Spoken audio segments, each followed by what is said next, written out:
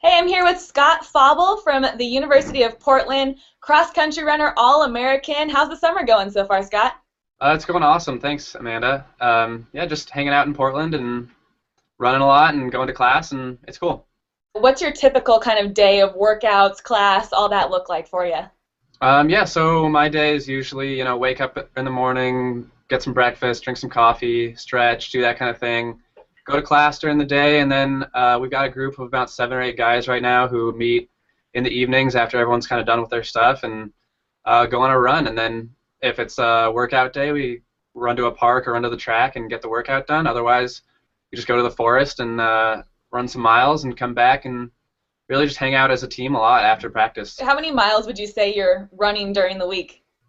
Um, right now I'm coming off of a little bit of an injury, so I'm at about 85 to 90, but I'm planning on getting up to the right around 100, 105 range, and most of the guys on the team are doing, or who are in Portland at least, are doing about that. Do you have a favorite pre-run snack or post-run snack or meal that you really feel like fuels you and gives you more energy?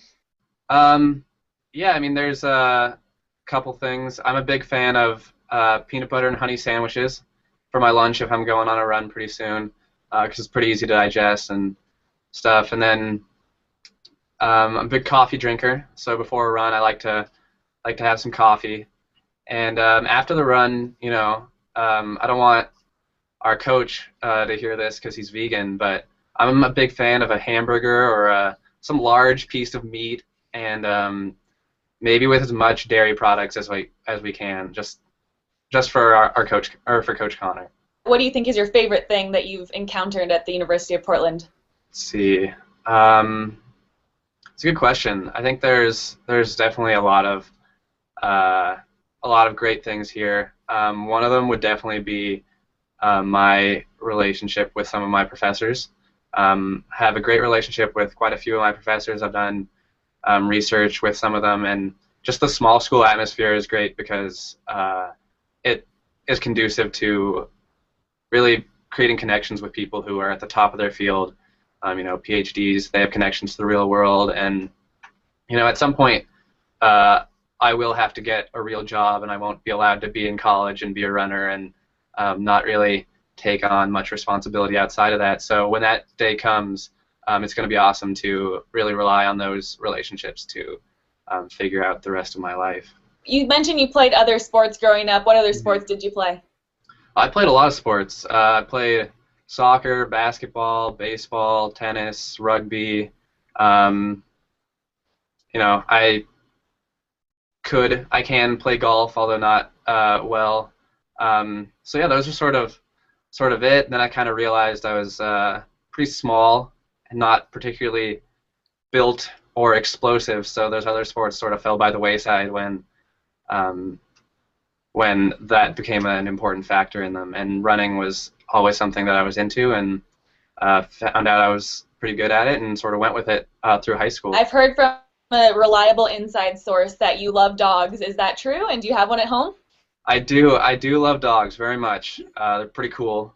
And I don't have one in Portland, unfortunately, although I'm considering going to the pound and adopting one any day now. I do have one in Colorado, though. She's a little border collie. Her name's Meg.